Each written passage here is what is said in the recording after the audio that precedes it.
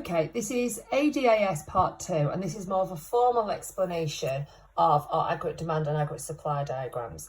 Now, what I'm going to do is go through here some notes that we've got in our booklets to make sure you completely understand them.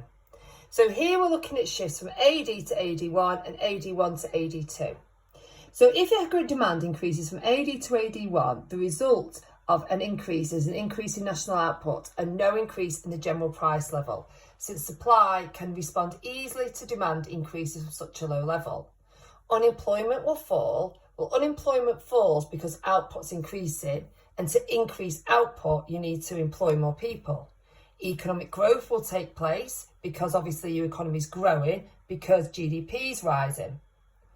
And there will be no increase in the price level or prices because wages remaining low, and therefore there's no pressure on prices to rise.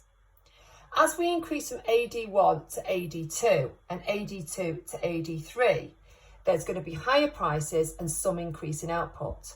Again, unemployment falls because GDP output is higher, and economic growth is taking place because we're producing more in our economy, so our economy is growing.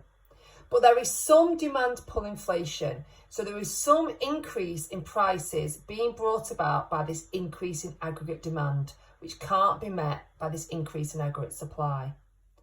Once full employment level of national output has been reached, okay, so once we've gone past full employment here at AD3 YF, any increase in demand from AD3 to AD4 will only lead to an increase in prices, leading to the level of national income remaining unchanged.